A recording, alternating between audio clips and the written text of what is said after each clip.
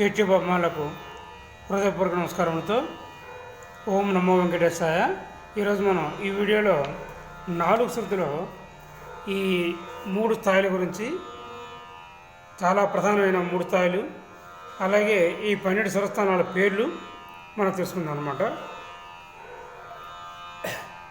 మధ్యమ స్థాయి, తారాస్థాయి, మంత్రస్థాయి. మధ్యమ స్థాయిలో సరిగమ పదని అనే స్వరాలకి చుక్కలనే ఉండవు. తారాస్థాయిలో సరిగమ పదని అనే అక్షరాల పైన చుక్కలు ఉంటాయి. అలాగే మంత్రస్థాయిలో సరిగమ పదని అనేవాటి కింద చుక్కలు ఉంటాయి. ఏ శృతులు అయినప్పుడు కూడా ఇవి మాత్రం మనం తప్పనిసరిగా గమనించాలి.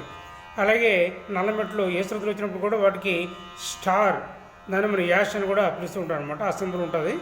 ఆ స్టారు తర్వాత చుక్క 2 పైన ఉంటే తారాస్థాయి నల్లమెట్టు, ఓన్లీ స్టార్ మాత్రం ఉంటే మధ్యమస్థాయి నల్లమెట్టు, పైన స్టారు కింద చుక్క ఉంటే మంత్రస్థాయి నల్లమెట్టు అని గుర్తించాలన్నమాట. గుర్తులు పెట్టడం ఈ విధంగా నోటీసులో ఉపయోగిస్తాము.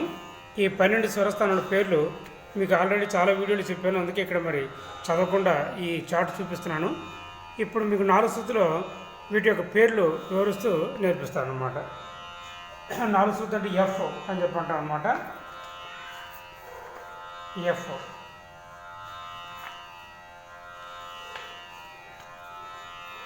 ఉండేది. ఎఫ్ మేజర్ స్కేల్ అని చెప్పండి. ఎందుకంటే మీకు శంకరాభరణ రాగంలో సరళస్వరం చెప్పేటప్పుడు ఈ డయాగ్రామ్ గురించి ఎక్స్ప్లెయిన్ చేస్తాను. ఇప్పుడు మామూలుగా స్వరస్థానాలు చెప్పేటప్పుడు మనం ఏంటంటే 4 శృతి స్వరస్థానాలు, 12 స్వరస్థానాలు, 3 స్థాయిల గురించి ఈ వీడియోలో చెప్పాలి అని అనుకుంటున్నాను. మొట్టమొదటిగా మీరు ఏ శృతిలో ప్రారంభించాలనుకుంటే 3 స్థాయిల గురించి ప్రధానంగా తెలుసుకోవాలి. మధ్యమ స్థాయి ప్రారంభ షడ్జం నుండి తార షడ్జం లేదా హెచ్చు షడ్జం వరకు ఉండే మధ్యలో ఉండే అన్నీ కూడా దీని షడ్జం చూసుకుంటే మధ్యలో వాయించిన ఏ మెట్టు వాయించిన కూడా వచ్చే సౌండ్ 4 స్థితిలో పడుతుంది అనమాట. ఇది మధ్యమ స్థాయి. అలాగే ఇక్కడ నుంచి ప్రారంభించి తార షడ్జం నుంచి ప్రారంభించి అది తారస్థాయి, ఆ షడ్జంకి వెళ్తే దీన్ని తారాస్థాయి అంటారనమాట. ఈ షడ్జం నుంచి అతి తారాస్థాయి వరకు అనమాట. ఇది ఈ మధ్యలో దీన్ని నల్లమెట్లు తెల్లమెట్లు కలిపి మొత్తం భాగాన్ని 12 మెట్లుగా భాగాన్ని తారస్థాయి అని చెప్పి అంటారనమాట.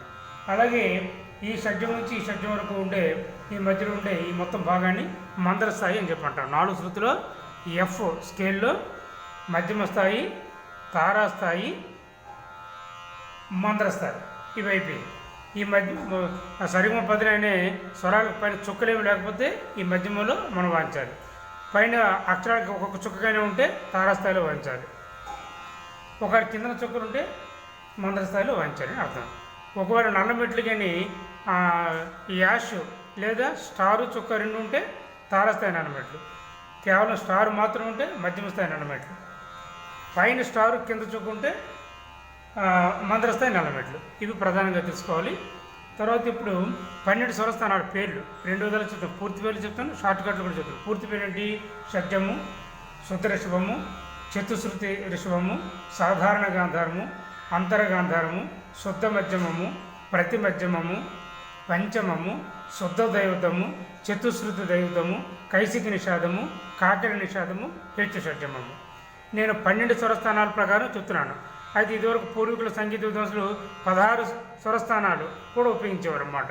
కానీ ఒకే ముటికి 2 స్పేర్లు ఉన్నందువల్ల ఇప్పుడు ఆధునికంగా నేర్చుకున్న సంగీత విద్యార్థులు కొంచెం వాళ్ళకి పూర్తి సంగీతం, ఎందుకంటే ఆన్లైన్ ద్వారా కొద్ది నేర్చుకుంటారు కాబట్టి వాళ్ళకి తికమక ఉండకూడదనే ఉద్దేశంతో ఈ ప్రతి స్వరస్థానికి ఒక్కొక్క పేరు ఉంటుంది కాబట్టి ఖచ్చితంగా ఉంటుంది కాబట్టి చాలా సులువుగా అర్థం చేసుకోవడానికి అనుకూలంగా నేను 12 స్వరస్థానాల ప్రకారం చెప్పడానికి అదొక కారణం ఉంటుంది. అది గమనించగలను.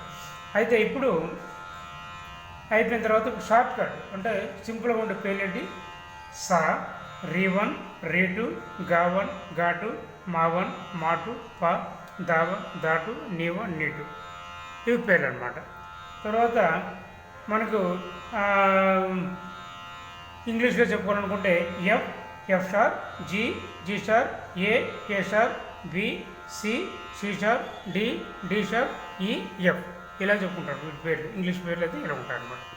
ఈ విధంగా అయిన తర్వాత ఎందుకంటే ఈ ఈ ఈ స్వరస్థానాలు రీ1, రీ2 తీసుకున్నందువల్ల మీకు ఎంత ఉపయోగం ఉంటే ఈ రాక్షించాను గమకలుపుకు తీసుకుని అనుకోండి. నేను 1 శృతిలో తయారు చేశాను.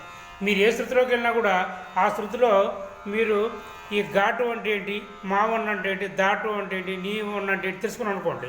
మీరు అన్ని స్థితులు కూడా మీకు మీరే ఈ బుక్ తెచ్చుకొని నా అవసరం లేకుండా, నా ప్రమేయం లేకుండా దీని మీద కొద్దిపాటి జ్ఞానం మీరు సంపాదించుకోండి. ఎందుకంటే మానవుడి మేధాశక్తి అచంచలమైనది, అపూర్వమైనది అనమాట. ఎందుకంటే కంప్యూటర్ని కనిపెట్టింది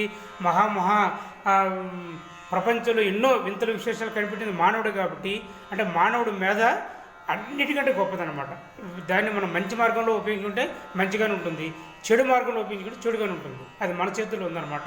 మనందరం మంచిగా ఉపయోగించుకొని సంగీతం తెలుసుకొని 10 మందికి నేర్పి మంచి మార్గంలో ప్రయాణిద్దామనే ఉద్దేశంతో నా యూట్యూబ్ మా అభిమానులందరూ కూడా చాలా మంచివారు నేను భావిస్తున్నాను. ఎందుకంటే పరమ పవిత్రమైన ఈ సంగీత శాస్త్రంలోకి వచ్చారంటే మీరు మంచి జ్ఞానంతో ఉన్నారని, మంచి లక్షణాలతో ఉన్నారని చెప్పి నేను భావిస్తూ అందరికీ మరొకసారి హృదయపూర్వక నమస్కారం తెలియజేసుకుంటూ, నేను చెప్పి ఈ భాగాన్ని మాత్రం మీరు తప్పనిసరిగా 1కి 10 సార్లు వీడియోలు చూసి కంఠంతో చేయాలి. ఒకసారి చూసి చేసినంత ఏ ప్రయోజనం ఉండదు, కంఠస్థం చేసినందువల్లనే మీకు ఎంతో ప్రయోజనం ఉన్నాయి. నెక్స్ట్ వీడియోలో ఈ శంకరాభరణ రాగంలో 4 స్థుతులు 10 సార్లు స్థుతులు ఎలా వాయించాలో మీకు నేర్పిస్తాను.